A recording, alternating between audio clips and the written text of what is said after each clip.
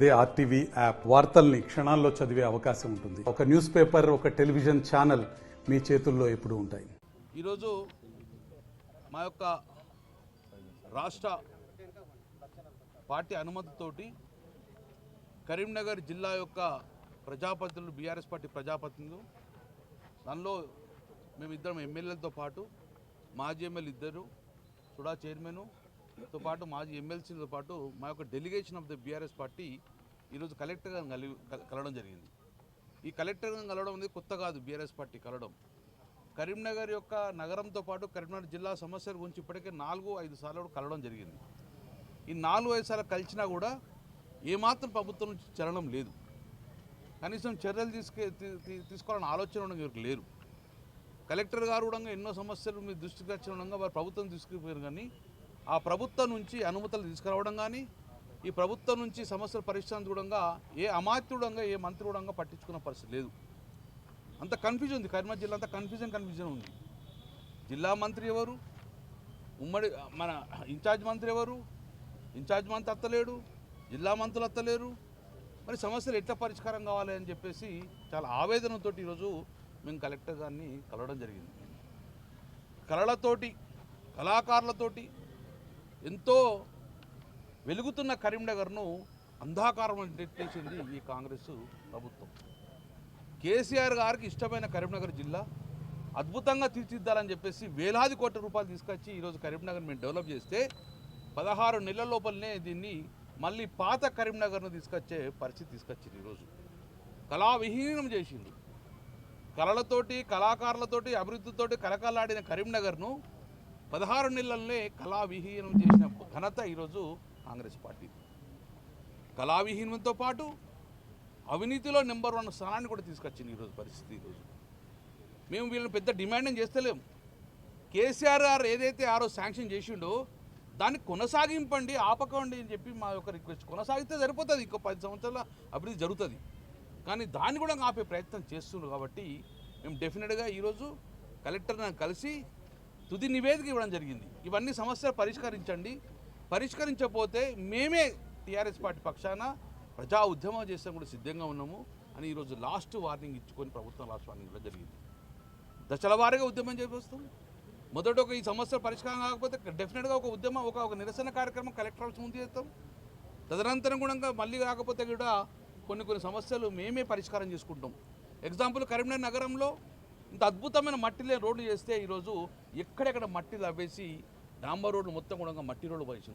ఒకప్పుడు నల్లగా బ్లాక్ డాప్స్ ఉండే, కానీ ఈరోజు మళ్ళీ ఎర్రగా మారిపోయే పరిస్థితి వరంతో దాన్ని మొత్తాన్ని కంప్లీట్ చేయండి. చిన్నది పాటల్స్ కంప్లీట్ చేస్తే తవ్విన తర్వాత పాటల్స్ కంప్లీట్ చేయమని చెప్తే కూడా చేసే పరిస్థితి లేదు. వారం 10 రోజులు చూస్తాం, ఒకళ్ళు చేయకపోతే మేమే వీటిని రిస్టోర్ చేస్తాము. బీటీ రోడ్ ఉన్న బీటీ రోడ్ వేసుకుంటాము, సీసీ రోడ్ ఉన్న సీసీ రోడ్ వేసుకుంటాము. ఆ రోజు శ్రమదానం చేసి బీఆర్ఎస్ పార్టీ ముందుంటే జరుగుతుంది. ఎప్పటికైనా వాళ్ళు తలవంచుకోవాలి ప్రభుత్వం ఈ చిన్న పనులు చేసి. ఆ రోజు కరీంనగర్ నగరాన్ని డిస్ట్రిక్ట్ హెడ్ క్వార్టర్ కాబట్టి అద్భుతంగా తీర్చాలని చెప్పేసి మట్టి కనబడకుండా రోడ్లు వేసినాం, శానిటైజేషన్ చేసినాం, అద్భుత నగరంగా తెచ్చుకున్నాం. ఎన్ని ర్యాంకులు వచ్చినా కరీంనగర్ నగరం వచ్చింది. కానీ ఈరోజు ఆ పరిస్థితి లేదు కాబట్టి ఇమ్మీడియట్గా దాన్ని యాక్షన్ తీసుకోమని చెప్తున్నాం. రెండోది, సీఎం రెసిడెన్స్ కింద 65 రోడ్లు ఆ రోజు మేము డిసెంబర్ మాసంలో 1.5 year బ్యాక్ శాంక్షన్ చేసినాం. 65 రోడ్లు స్టార్ట్ చేసినాం. చేయగానే స్టాప్ చేసినట్టు ఈ ప్రభుత్వం ఆపేసింది. 1.5 year నుంచి 65 రోడ్ల పనులు, కంకర వచ్చిన రోడ్లు అట్లనే ఉన్నాయి. దాని ప్రజలు ఇబ్బంది పడుతున్నారు. ఆ 65 రోడ్లు కంప్లీట్ చేయమంటే సంవత్సరం నరైంది. ఇంతవరకు కూడా ఒక్క పని కూడా ముందుకు తెలియదు. ఆ ఉన్న రోడ్లు డ్యామేజ్ అయ్యే పరిస్థితి వచ్చింది. మేము చాలా రికమెండ్ చేసినాం. ఆ కాంట్రాక్టర్కి వచ్చిన డబ్బులు తీసుకొని కాంట్రాక్టర్ బిల్లు ఇవ్వండి, పిలిచి కాంట్రాక్టర్ మాట్లాడండి, ఆయన సమస్యలు ఉంటే ప్రభుత్వం తీసుకెళ్ళి సాల్వ్ చేసుకొని ఆ సగం అర్ధాంతంగానే నిలిచిన పనులను కంప్లీట్ చేయమంటే కూడా ఈ పట్టించుకునే నాతులు లేదు. ఇప్పటికీ ఒక రోడ్ టాప్ ఉంటుంది, దాని పక్కకే ఈ రోడ్డు కూడా కంకరతోటి సగం అర్ధాంతంగా రోడ్డును పరిష్కరించింది. చాలా ప్రజలు ఇబ్బంది పడుతుండ్రు. వర్షాకాలంలో కంప్లీట్ చేయకపోతే మళ్ళీ డెంగ్యూ ప్రపంచం వచ్చింది. కాబట్టి ఇమ్మీడియట్గా ఆ ప్రాబ్లం సాల్వ్ చేసి కాంట్రాక్ట్ పిలిచి కాంట్రాక్ట్ పేమెంట్ ఇచ్చేసి పనులు స్టార్ట్ చేయమని చెప్పే విధంగా బీఆర్ఎస్ పార్టీ పక్షాన డిమాండ్ చేస్తుంది. పక్కనే మానేరు నది ఉన్నది. కరీంనగర్ అద్భుతంగా నీళ్ళు ఇవ్వాలని చెప్పేసి డైలీ వాటర్ ఇవ్వాలని చెప్పినాం. డైలీ వాటర్తో పాటు 24 hours వాటర్ ఇవ్వాలని చెప్పేసి 6 గొప్పగా పథకాలకు నిధులు తీసుకొచ్చి స్టార్ట్ చేసినాం. డైలీ వాటర్ కంటిన్యూ అయింది. 5-6 సంవత్సరాలు డైలీ వాటర్ కంటిన్యూ అయింది. 24 hours వాటర్ కంటిన్యూ అయింది. కానీ ఈరోజు దురదృష్టం ఇప్పుడు 6 రోజులైంది రామ్నగర్ ఏరియా ప్రాంతంలో 6 రోజులే నీళ్ళు రాలేదు. ఏంది అని తెలుసుకుంటే సార్ మోటార్లు కాలిపోయినాయి అని ఒక జవాబు వస్తుంది. మోటార్లు కాలిపోయిన పరిస్థితి వచ్చి కాలిపోయిన మోటార్ల కూడా రిపేర్ చేసే పరిస్థితి లేదు. నేను అడిగితే నా దృష్టికి రాలేదని చెప్పేసి ఇప్పుడు దృష్టికి వెళ్ళలేదు. మేము కరెంటు మోటార్లకు ఎప్పుడైనా కూడా ఎమర్జెన్సీ వర్క్లకు శాంక్షన్ అవసరం లేదు, ఇమ్మీడియట్గా ఎవరైనా కూడా చేసుకోవచ్చు. 6 రోజులే నీళ్ళు ఇచ్చే పరిస్థితి లేదు. డంప్ యార్డ్ ప్రాబ్లం సాల్వ్ కాలే. మేము 2-3 డిమాండ్ చేసినాం నగరం గురించి చూడంగా, ఇవన్నీ కూడా సాల్వ్ చేయమని చెప్పినాం. కలకాలాలు ఆడుతుంది, కాంతివంతంగా ఉండాలని చెప్పేసి కరీంనగర్లో అద్భుతమైన లైట్లు వేసినాం. 6-8 నెలలే లైట్లు పోయినాయి, లైట్లు కూడా వెలుగుతలేవు అంటే కాంట్రాక్టర్ రత్తలేడు సార్ సప్లై అవుతారని జవాబు వస్తుంది ప్రభుత్వం నుంచి. 10 సంవత్సరాలు మేము అభివృద్ధి చేసినాం. రాత్రి కరెంట్ పోతే పొద్దున కరెంట్ పెట్టుకుని కలకలాడుతున్న కరీంనగర్ మేము చూసాం. కానీ ఈరోజు కళావిహీనమైంది. ఏరి లైట్లు అంటే లైట్లు సప్లై అయితే లేని ఆన్సర్ వస్తుంది. ఎంత దుర్మార్గమైన పరిస్థితి. 40 రోజులే 4 నెలలే ప్రాంతాలు అయితే లైట్లే వెలుగుతలేవు. కాబట్టి వెంటనే ఆ లైట్లను కూడా తెప్పియమని చెప్పినాం, యుద్ధ ప్రాంతం తెప్పని చెప్పినాం. ఇది 2వ ఇప్పుడు చేసినాం, అయినా కరీంనగర్లో ఇచ్చే పరిస్థితి లేదు. నెంబర్ 3, ఇక్కడ నుంచి సిరిసిల్ల వరకు కూడా మనం అద్భుతమైన రోడ్లు వేసినాం, ఆ లైటింగ్ చేసినాం, గ్రాండ్ ఫ్యాట్ అండి. ఆ లైట్లు వెలుగుతలేవు. లైట్లు తెప్పించే దుస్థితిగా ఈ ప్రభుత్వం దగ్గర లేదు. దాని కనీసం రివ్యూ చేసేందుకు అవకాశం కూడా లేదు. కేబుల్ బ్రిడ్జి సౌత్ ఇండియాలో ఫస్ట్ కేబుల్ పెట్టినాం. కలకలాడిన కేబుల్ బ్రిడ్జికు అంత విహీనమైంది. డైనమిక్ లైటింగ్ సిస్టమ్తో పెట్టినాం నెంబర్ ఉండాలని చెప్పేసి. ఒక్క డైనమిక్ ఒక్క లైట్ కూడా వెలుగుతలేదు. ఏంటంటే డిపార్ట్మెంట్ ప్రాబ్లం ఉంది. నేనేమంటున్నా అంటే మేము మంత్రిగా ప్రభుత్వం ఉన్నప్పుడు నెల రోజుకోసారి రివ్యూ మీటింగ్ పెట్టి అన్ని సమస్యలు పరిష్కరించి ఎక్కడ డిపార్ట్మెంట్ ప్రాబ్లం ఉంది, ఎవరి దగ్గర ప్రాబ్లం ఉందని చెప్పేసి సాల్వ్ చేసుకొని ప్రభుత్వాన్ని అభివృద్ధి తీసుకుని నడిపించాం. ఇక్కడ రివ్యూ మీటింగ్ లేదు. ఎవరు మీటింగ్ పెట్టాలో, ఏ మంత్రి పెట్టాలో తెలియదు. అందుకే ఫైనల్ డిమాండ్ చేసిన కలెక్టర్ను డిఆర్సీ మీటింగ్ పెట్టండి. డిస్ట్రిక్ట్ రెవెన్యూ సదస్సును ఉంటుంది, డిస్ట్రిక్ట్ రివ్యూ కమిటీ పెట్టుకొని పొద్దున్న దాకా మేము రివ్యూ చేద్దాం. 18 నెలలే ఒక్క డిస్ట్రిక్ట్ కలెక్టర్ తోటి మన ఇన్ఛార్జ్ మంత్రి ఇప్పటికి కూడా రివ్యూ పెట్టిన పరిస్థితి లేదు. గతంలో చూస్తే మేము ఒక మీటింగ్ పొద్దున్న నుంచి సాయంత్రం దాకా వింటే జిల్లా సమస్యలన్నీ పరిష్కారం అవుతుండే, సమస్యలు ప్రభుత్వంతో తీసుకెళ్తూ సమస్యలు అవుతుండే. కానీ 18 నెలలే జిల్లా రివ్యూ లేవు, రూపాయి శాంక్షన్ లేదు, అడిగేందుకు ఎవడు దొరుకుతలేడు. ఆ పరిస్థితి ఈ కరీంనగర్ నగరానికి దాపురించిన పరిస్థితి అంటే చాలా బాధాకరం. తెలంగాణలో కలకాడిన కరీంనగర్ను కళావిహీనం చేసింది. ఇవి జనరల్ ఐడిస్ పాయింట్. నేను ప్రధానమైన అంశాలు మేమందరం డిస్కస్ చేస్తే కొంతతో మాట్లాడుతారు. ఇందిరమ్మ ఇండ్లు ఈరోజు ఎంత దౌర్భాగ్యం అంటే జీవో నెంబర్ 7 కౌశికుడు మేము కంటిన్యూ చేస్తాం. జీవో నెంబర్ 7 ప్రకారము కలెక్టర్ గారు బెనిఫిషియరీ సెలెక్ట్ చేసుకొని ఇందిరమ్మ ఇళ్ళకి శాంక్షన్ ఇవ్వని చెప్పిండు. కరీంనగర్ ఎగ్జాంపుల్ కరీంనగర్ కాన్స్టిట్యూన్సీలో చూస్తున్నాం. కరీంనగర్ కాన్స్టిట్యూన్సీలో ప్రజాపాలన పెట్టిండ్రు, బెనిఫిషియరీ శాంక్షన్ లిస్టు అనౌన్స్ చేసుకున్నారు, తీసుకుపోయి కలెక్టర్ గారు లాగిన్లో ఉన్నది. అప్పుడు కరీంనగర్ ఇన్ఛార్జ్ ఏ మహానుభావుడులో ఆ కరీంనగర్ ఇన్ఛార్జ్ సస్పెండ్ అయ్యిండు. కొత్త ఇన్ఛార్జ్ కోసం చూసి ఆయన ఇవన్నీ ఇప్పుడు క్యాన్సిల్ అని చెప్తారు. ఇప్పుడు రాత్రి క్యాన్సిల్ అని చెప్తారు. ఆ బెనిఫిషియరీ లిస్ట్ మొత్తం లాగిన్లో నుంచి ఇంతవరకు శాంక్షన్ కాలేదు. ఆ క్యాన్సిల్ చేసి మరో కొత్త ఇన్ఛార్జ్ వస్తాడు కరీంనగర్ కాన్స్టిట్యూన్సీకి, ఆయన ఒక లిస్ట్ ఇస్తారట. అంటే మరి ఆయన ఎవరు లిస్ట్ ఇస్తాడు? మేము డిమాండ్ చేసినాం, ప్రజాపాలన ఏదైతే అర్హులైన లిస్ట్ ఉన్నదో దాన్ని మీ లాగిన్లో ఉన్నది, ఈరోజు రేపు శాంక్షన్ చేయండి. శాంక్షన్ చేసి ప్రతి గ్రామంలో లిస్ట్ అనౌన్స్ చేయండి. ఇగో ఇది ఇది ఒక బెనిఫిషియరీ లిస్టు ఇందిరమ్మ అని. ఆ లిస్టులో మరి ఏ ఇన్ఛార్జి పేరు ఇస్తాడో, ఏ ఇందిరమ్మ కమిటీ ఇస్తాడో, ఏమి ఇస్తారో కానీ మొత్తానికైతే బ్రైబులు తీసుకొని ఈరోజు లంచాలు తీసుకొని ఈరోజు ఇందిరమ్మ బెనిఫిషియరీ ఇచ్చే ప్రయత్నం చేస్తున్నారు. కబద్దారు మేము ఒకటే హెచ్చరిస్తున్నాం, ఒకవేళ అనర్హునికి ఇచ్చి అర్హులను ఉన్న లిస్టుకెళ్ళి పేరు చేస్తే డెఫినెట్గా మీకు మూల్యం తప్పది చెల్లిస్తాము. గ్రామాలలో కూడా మీకు రానిచ్చే పరిస్థితి లేదు. అందుకే మేమేమంటున్నాం, మీకు వచ్చిన లిస్టులో బెనిఫిషియరీ లిస్ట్ ఎంత, మీరు ఎంతమందికి అనౌన్స్ చేసిన పేర్లు ఇప్పుడు కూడా ఇచ్చే పరిస్థితి లేదు. కాబట్టి ఇది జిల్లా అంతటా కూడా ఇదే పరిస్థితి. కాబట్టి మా యొక్క ప్రధాన డిమాండ్ ఇందిరమ్మ ఇళ్ళ బెనిఫిషరీ ఏదైతే గవర్నమెంట్ జియో ప్రకారం ఉందో అర్హులైన వారికి మాత్రమే కేటాయించాలి. అనర్హులకు కేటాయించి మాత్రం డెఫినెట్గా ప్రజా ఉద్యమం తప్పదని చెప్పి కూడా హెచ్చరిస్తున్నాం.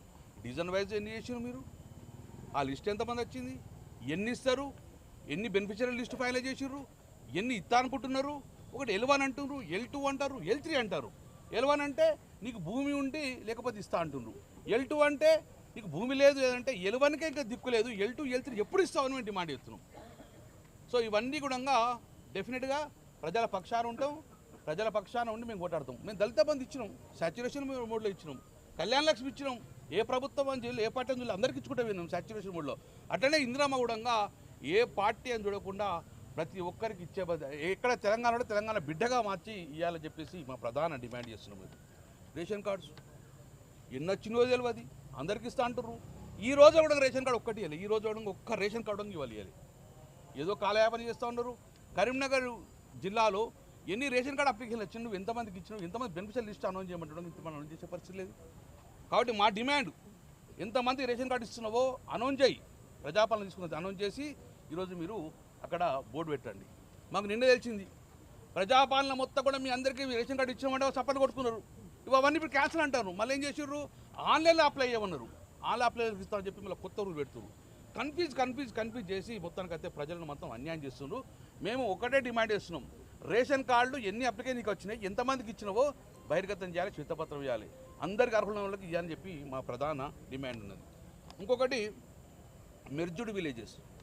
ఎవడు కలుపుకున్నాడు మిమ్మల్ని, ఎందుకు కలుపుకున్నావు నువ్వు?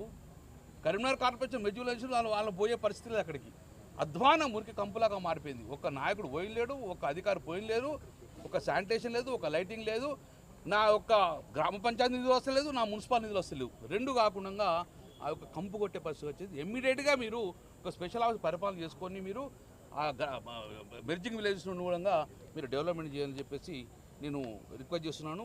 మొత్తం లైటింగ్తో పాటు శానిటేషన్ అరిష్టవస్తమైంది. నేను అంత మంచి అద్భుతమైన ఐలాండ్స్ డిజైన్ చేసుకున్నాను. మన ఐలాండ్ చూసి ఎంతోమంది వందల మంది కూడా రాష్ట్రం మొత్తం వచ్చి సెల్ఫీ తీసుకుంటారు. ఇప్పుడు సెల్ఫీ తీసుకుంటారే, వంగిపోయినాయి, కూలిపోయినాయి, మొత్తం అధ్వాన పరిస్థితుల్లో ఉన్నాయి ఈరోజు. కాబట్టి కరీంనగర్ యొక్క సుందరీకరణ కంటిన్యూ చేయండి. లక్షల కోట్లు మీరు ఖర్చు లేదు, మేము తెచ్చిన దాన్ని మీరు కంటిన్యూ మెయింటైన్ చేయమని చెప్పేసి మా ప్రధాన డిమాండ్ ఉన్నది. ఇంకా మిగతా వర్క్స్ చూడంగా అన్ని క్యాన్సిల్ చేసారు. ఎస్డిఎఫ్ మీద తెచ్చిన మొత్తం క్యాన్సిల్ చేసారు. కక్ష సాధింపుతోరండి. ఇక మేము ఏ శాంక్షన్ చేస్తే క్యాన్సిల్ చేసుకొని పెట్టే పరిస్థితి వచ్చింది. కాబట్టి నేను ఒకటే డిమాండ్ చేస్తున్నాం, ఈ సమస్యలను ఇప్పుడు మేము దృష్టి తీసుకొచ్చినాము. అంచెల వారీగా, దశల వారీగా డెఫినెట్గా ప్రభుత్వం మీద మేము ఒత్తిడి తీసుకొస్తాము. డెఫినెట్గా మా యొక్క బీఆర్ఎస్ పార్టీ ప్రజల పక్షాన పోరాటం చేసేసి ప్రజలకు ఏదో సమస్యలు ఉందో అది ఇందిరా మిల్లు కానీ, లేకపోతే రేషన్ కార్డ్స్ కానివ్వండి, లేకపోతే డెవలప్మెంట్ వర్క్స్ కానీ, వాటర్ కానీ, లైటింగ్ కానీ, ఏ సమస్య ఉన్నా ప్రజల పక్షాన ఉంటాము, పోరాటం చేస్తాము, ప్రభుత్వం నిలదీస్తాము. కాబట్టి ఇప్పటికే తేరుకోండి, ప్రజా ఉద్యమాలు చేయకముందే మీరు ఇమీడియట్గా యాక్షన్ తీసుకోమని చెప్తున్నాం. మేము మున్సిపల్ కమిషన్ కూడా మీరు హెచ్చరిస్తున్నాం. మున్సిపల్ కమిషన్ ఆఫ్ కరీంనగర్ ఏం చేస్తున్నావు అసలు, నువ్వు ఏం నడుస్తుంది, ఏం చేస్తున్నావు, ఏం వర్క్స్ నడుతున్నాయి అక్కడ? తిరుగుతుండ్రా, ఫీల్డ్లో తిరుగుతుండ్రా, కంపు కొడుతుంది కరీంనగర్ నగరం. తిరగండి, ప్రజలల్లో మధ్యలో తిరగండి, శాంక్షన్ చేసుకోండి. నేను ఒక మంత్రిగా నేను టౌన్ తిరిగినా, మీరు అధికారులు తిరిగే పరిస్థితి లేదు. ఒక పని చేస్తే 6 నెలల దాకా పని కాకపోతే ఇట్లా, ఒక మోటార్ కాలిపోతే 6 రోజుల దాకా మోటార్ కాకపోతే ప్రజలు ఎట్లా చదువుతారు? నువ్వు డైలీ వాటర్ ఇస్తలేవు, 6 రోజులుగా వాటర్ ఇస్తావు, ఏంది పరిస్థితి? ఏం చెప్తున్నారు మీ అధికారులను నడిపే ప్రభుత్వం అధికారి కూడా లేడు, ఒక ప్రజాపతి కూడా లేడు. అంత విచ్చలవిడితనంగా ఉన్నది ఈరోజు. అయోమయం అనాథగా మార్చే పరిస్థితి వచ్చింది. కాబట్టి డెఫినెట్గా కలకల్లాడుతున్న కరీంనగర్ యథాస్థితి తీసుకొచ్చే బాధ్యత మేము తీసుకుంటాం. కాబట్టి మిమ్మల్ని డెఫినెట్గా మెడల్ వంచాను పనిచేయించుకుంటాం. కాబట్టి మేమందరం జిల్లా పార్టీ ఇప్పుడు మళ్ళీ మీటింగ్ పెట్టుకున్న తర్వాత పెట్టుకొని ఇవాళ కేసీఆర్ గారి నాయకత్వంలో, కేసీఆర్ గారి ఆదేశాల మేరకు ఇవాళ గంగ్ల కమలాకర్ అన్న, నేను, నాతో పాటు మాజీ ఎమ్మెల్యేలు రసమే బాలకిషన్ అన్న, రవిశంకర్ అన్న, మాజీ ఎమ్మెల్సీ నారదాస్ లచ్చన్న, సుడా చైర్మన్ గారు, మా మాజీ సుడా చైర్మన్ గారు, మా జిల్లా అధ్యక్షులు మరియు మా జిల్లాకు సంబంధించిన ముఖ్య నాయకులు అందరం కూడా ఇవాళ కేసీఆర్ గారి నాయకత్వంలో కలెక్టర్ గారిని కలవడం జరిగింది. ఇలా ముఖ్యంగా కలెక్టర్ గారికి ఒకటే మాట చెప్పిన, నా హుజురాబాద్ నియోజకవర్గంలో కేసీఆర్ గారు దళిత బంధు అనే ఒక పైలట్ ప్రాజెక్ట్ మొదలుపెట్టి శాచ్యురేషన్ మోడ్లో హుజురాబాద్ నియోజకవర్గంలో దాదాపు 1800 కోట్ల రూపాయలని ఇలా దళిత బెనిఫిషరీస్కి వాళ్ళ అకౌంట్లో డిపాజిట్ చేయడం జరిగింది. దాంట్లో దాదాపు 13,000 మందికి ఆల్రెడీ వచ్చేసినాయి. ఇంకో 5,000 మందికి, 5,000 కుటుంబాలకి వాళ్ళకి డబ్బులు ఆల్రెడీ వాళ్ళ అకౌంట్లో ఉన్న వీళ్ళు ఫ్రీజ్ చేసి పెడతా ఉన్నారు. మీరు దయచేసి వెంటనే ఆ డబ్బుల్ని రిలీజ్ చేయాలి అని చెప్పి నేను ఇవాళ కలెక్టర్ గారికి రిప్రజెంటేషన్ ఇవ్వడం జరిగింది. అనేకసారి అసెంబ్లీలో కూడా అడగడం జరిగింది. దాంతోపాటు ఖచ్చితంగా కలెక్టర్ గారు చేస్తామని చెప్పబట్టి దాదాపు 18 నెలలు అవుతా ఉంది. మరి ఇప్పుడు చేస్తారేమో అని నేను విజ్ఞప్తి చేస్తా ఉన్నాను. పాప మా పేద దళితులతో పాటు నాతో పాటు మేము రోడ్లు ఎక్కితే ఈ ప్రభుత్వం దళితుల మీద కేసులు పెట్టింది కూడా మరొకసారి మీ అందరికి కూడా గుర్తు చేస్తూ ఉన్నాను. పేద దళిత మహిళల మీద కూడా కేసు పెట్టింది అని కూడా చెప్తా ఉన్నాము. కలెక్టర్ గారికి ఆ కేసులు కూడా ఖచ్చితంగా తీసేయాలని మేము కలెక్టర్ గారిని రిక్వెస్ట్ చేయడం జరిగింది. అన్నిటికంటే ముఖ్యం ఇప్పుడు మీ అందరికి కూడా చెప్తున్నా, ఇది చాలా చాలా ఇంపార్టెంట్ అయిన విషయం. ఈ రాష్ట్రంలో జరుగుతున్న అవినీతి మరొక భారీ స్కామ్, ఇంద్రమ్మ ఇండ్లలో ఈ తెలంగాణ రాష్ట్రంలో భారీ స్కామ్ జరుగుతూ ఉంది. ఖచ్చితంగా దీని మీద ఎంక్వైరీ అయ్యాలి అని నేను డిమాండ్ చేస్తూ ఉన్నాను.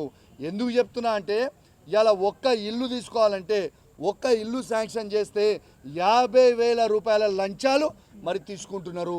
ఇది ఏ కాంగ్రెస్ నాయకుడు తీసుకుంటుండో ఖచ్చితంగా దాని మీద ఎంక్వైరీ జరగాలని చెప్పి నేను డిమాండ్ చేస్తూ ఉన్నాను. ఇవాళ జియో నంబర్ 7లో ఏమని చెప్పిండ్రు? జియో నంబర్ 7లో ఇవాళ వాళ్ళు ప్రభుత్వం ఇచ్చిన జియోనే, ఆ జియోలో ఏం చెప్పిండ్రు? గ్రామ సభలో పెట్టి ఇవాళ బెనిఫిషియరీస్ని మేము ఎంపిక చేస్తాము అని చెప్పిండ్రు. మరి ఇలా గ్రామ సభ, నేను ఉదాహరణ చెప్తున్నా, నా నియోజకవర్గమే చెప్తా ఉన్నాను. 107 గ్రామ పంచాయతీలు ఉన్నాయి, 60 వార్డులు ఉన్నాయి. నేను సవాల్ విసురుతున్నా, ఛాలెంజ్ కడతా ఉన్నా. ఏ ఒక్క ఊర్లో కానివ్వండి, ఏ ఒక్క వార్డులో కానివ్వండి గ్రామ సభ పెట్టి బెనిఫిషియరీస్ని ఎంపిక చేసిండ్రా? దీనికి నేను జవాబు అడిగితే, ఇప్పుడు గంగుల కమలాకర్ అన్న గారి నాయకత్వంలో మేము జవాబు అడిగితే కలెక్టర్ గారు చెప్తా ఉన్నారు, ప్రజాపాలనలో మేము పెట్టినాం గ్రామ సభ అన్నారు. ప్రజాపాలన అప్లికేషన్లకి గ్రామ సభలు పెట్టలే, ప్రజాపాలనలో అప్లికేషన్లు మాత్రమే తీసుకున్నారు. నా హుజురాబాద్ నియోజకవర్గము ఉదాహరణ చెప్తా ఉన్నాను. నా హుజురాబాద్ నియోజకవర్గంలో 39,000 మంది ఎలిజిబుల్ అని 5 మండలాలలో 2 మున్సిపాలిటీలలో వాళ్ళే డిసైడ్ చేసిండ్రు. మరి ఆ 39,000 మందిలలో ఇవాళ ఇప్పుడు అనౌన్స్ చేస్తున్న లిస్టులు బూత్కి 9 అని ఎట్లా అనౌన్స్ చేసిర్రు? మరి గ్రామ సభ ఎందుకు పెడతలేరు? ఎవరు ఇంట్రెస్ట్ ఉన్నది ఇలా? మరి గ్రామ సభ పెట్టి బాజాబ్తు ఆయన ఏ నాయకుడు ఏ పార్టీలను ఉండనివ్వండి, కాంగ్రెస్ పార్టీలో ఉండనివ్వండి, బీజేపీ పార్టీలో ఉండనివ్వండి, బీఆర్ఎస్ పార్టీలో ఉండనివ్వండి, ఎలిజిబుల్ ఉంటే వాళ్ళకి ఖచ్చితంగా ఇవ్వాలి. ఇలా రాజకీయం చేయకూడదు.